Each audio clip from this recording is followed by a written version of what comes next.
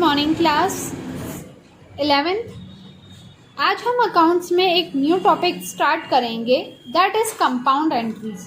अब compound entries क्या होती है, सबसे पहले हमें ये पता होना चाहिए। कंपाउंड मतलब होता है टोटल, मतलब हमने बिजनेस में अगर एक से ज़्यादा ट्रांजैक्शंस करे हैं तो वो हमारे कंपाउंड एंट्रीज में आ जाते हैं। जैसे उसने बिजनेस स्टार्ट करा तो वो कैश भी लेके आया, गुड्स भी लेके आया, फर्नीचर भी लेके आया। अब तक हम क्या कर रहे थे कि कैश लेके आ रहे थे तो cash account debit to capital हो जा रहा था, पर अब उसने बिजनेस में क्या करा, कैश भी लेके आया, गुड्स भी लेके आया, फर्नीचर भी लेके आया, 3 चीज़ें वो लेके आया, मशीन भी लेके आया, 4 चीज़ें लेके आया। तो हम जब उसने बिजनेस स्टार्ट करा तो उसने इतनी सारी चीज़ें लगाई, तो ये होती है हमारी कंपाउंड एंट्रीज। अब हम इसकी एंट्रीज जैसे हम करते हैं वैसे ही करेंगे।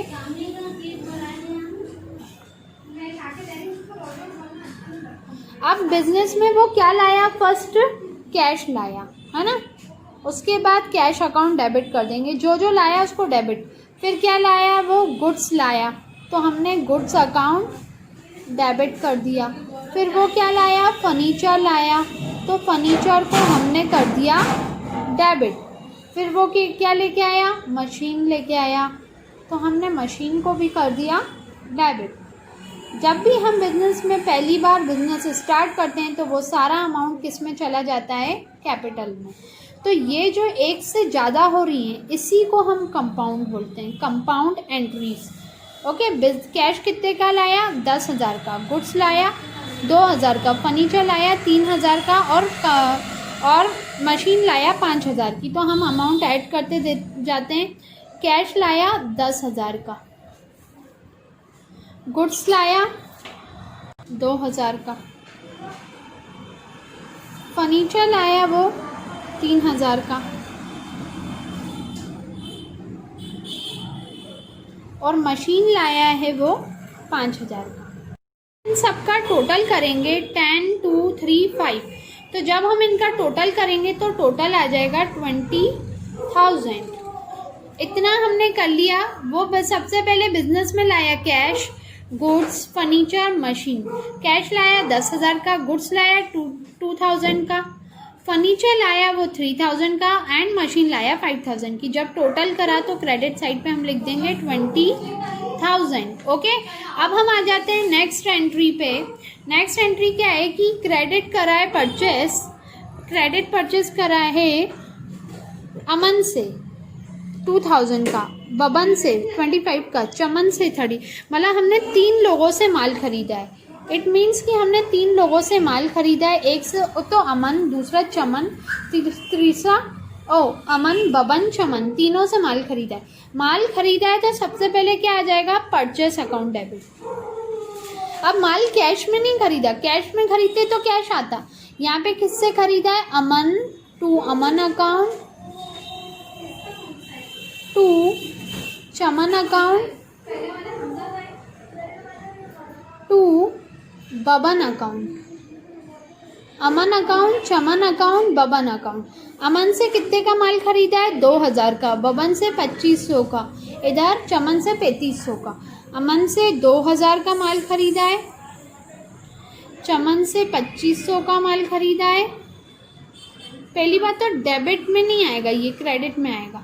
अमन से 2,000 का खरीदा है क्योंकि ये क्रेडिट हो रहा है, और चमन से 2,500 का माल खरीदा है, और बबन से 2,500 का खरीदा है, और चमन से 3,500 का। 2 वाले सारे क्रेडिट साइड पे जाते हैं, मतलब दूसरे कॉलम पे, और डेबिट वाले सारे इस कॉलम पे जाते हैं। 2 और 3, 4, 5, 6, 7, 8,000। इनका टोटल करा तो 8,000 आया। ओके, अब हम करना जाएंगे, ये फर्स्ट एंट्री थी हमारी और ये हमारी थी सेकेंड एंट्री। अब हम आ जाएंगे थर्ड एंट्री। अब क्या हुआ, क्रेडिट सेल करा, अभी माल बेचा है, परेश को, नरेश को, जयेश को, 3 जनों को हमने माल बेचा है। परेश, नरेश, जयेश। इनने पैसा नहीं दिया इसलिए इनका नाम आया है, तो हम लिख देंगे परेश ने माल खरीदा।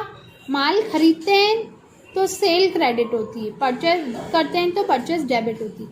परेश, नरेश और जयेश, 3 जनों से हमने माल खरीदा है। माल बेचा है, सॉरी खरीदा नहीं है, बेचा है, सेल करा है। तो सेल करते हैं तो टू सेल हमेशा क्रेडिट होती है, ये याद रखना। जब हम माल बेचेंगे तो सेल्स आएगा और माल खरीदेंगे तो परचेज डेबिट होगा। अब ये नाम क्यों आ रहा है? क्योंकि इनको उधारी पे बेचा है। अगर कैश पे बेचते तो हम कैश को डेबिट करते हैं, पर हमने क्या करा, उधारी पे बेचा है। ठीक है, अब देखते हैं। परेश के पास 4,000, नरेश के पास 3,000 और जयेश के पास 2,000। परेश ने 4,000 का माल हमसे खरीदा, नरेश ने 3,000 का माल खरीदा हमसे और जयेश ने 2,000 का माल खरीदा। तो 4 और 3 7, 7 और 2 9, तो ये कितने हो गए? 9,000। परेश, नरेश, जयेश, परेश, नरेश, जयेश, इनको सेल करा है हमने। ओके, अब गुड्स रिटर्न टू अमन। अब जैसे अमन से जो माल खरीदा था उससे रिटर्न आया, मतलब हमने जो माल खरीदा था अमन से तो हमने उसको रिटर्न करा। कितने का? 200 का। और चमन से भी जो खरीदा था उसको भी रिटर्न करा। परचेस अगर डेबिट होता है तो परचेस रिटर्न क्रेडिट होता है। अब मैंने अमन को वापस करा माल तो अमन डेबिट हो जाएगा और चमन को वापस करा माल तो चमन डेबिट हो जाएगा। क्या करा? वापस करा। जो हमने परचेस करा था उसको रिटर्न करा, जो हमने परचेस करा था उसको रिटर्न करा। अमन को कितना माल वापस भेजा? 200 का। चमन को कितना माल वापस भेजा? 300 का। यहाँ देखो, इनसे माल खरीदा था, फिर इनका 2,000 के माल में कुछ दिक्कत आई होगी तो 200 का माल वापस भेजा। चमन को 300 का माल वापस भेजा, तो 200 और 300 मिलके कितने हो गए? 500। ठीक है, गुड्स रिटर्न बाय कस्टमर। अब हमने जो माल कस्टमर को बेचा था उससे रिटर्न आया। जैसे नरेश ने 300 वापस भेजे और जयेश ने 200 का माल वापस भेजा है। नरेश डेबिट हो रहा है ना, यहाँ के क्रेडिट होगा। पहली बात तो सेल्स रिटर्न हो रहा है, तो पहले तो सेल जैसे क्रेडिट होती है तो वैसे ही सेल्स रिटर्न डेबिट होता है। सेल्स रिटर्न डेबिट कर देंगे। और किसने माल वापस भेजा है? 2 नरेश और जयेश, तो 2 नरेश और 2 जयेश। ये क्या हुआ कि हमने इनको सेल करा था पर इनको कुछ माल पसंद नहीं आया होगा तो इनने हमें वापस भेजा है। तो नरेश और जयेश ने वापस भेजा है कितने का? 300 और 100 का। क्रेडिट साइड पे 300 और 100 का भेजा है, तो 300 और 100 मिलके कितने हो गए? 400। ओके, अब हम क्या करेंगे? Goods return by cash. हमने गुड्स दिया 200 का और कैश दिया 100 का, चैरिटी में, मतलब दान में दिया। तो goods account debit, cash account debit. Goods दिया है ना, गुड्स दिया है ना, तो हमारे पास आएगा charity account debit, charity to goods और 2 कैश। कैसे पता? हमने दान दिया है ना, ये गुड्स है, ये कैश है। ठीक है, गुड्स कितने का है? 200 का और कैश कितने का है? 100 का। 200 और 100 मिलके यहाँ पे चैरिटी में कितने आ जाएंगे? टोटल 300। देखो, चैरिटी अकाउंट डेबिट में 300 आ जाएंगे, गुड्स में 200 आ जाएंगे, कैश में 100 आ जाएंगे। हमने दान दिया, माल भी दिया और पैसा भी दिया दान में, तो charity account debit to goods to cash 300, 200, 100।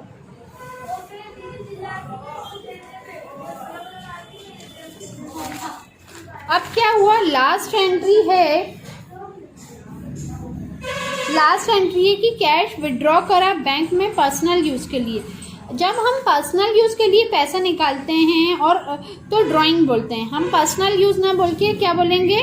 Drawing. तो ड्राइंग अकाउंट डेबिट टू, एक तो ड्राइंग डेबिट हो गई और हमने किसके लिए पैसा निकाला है? ऑफिस यूज़ के लिए भी निकाला है, तो ऑफिस यूज़ अकाउंट डेबिट। हमारे यहाँ से क्या जा रहा है? To cash.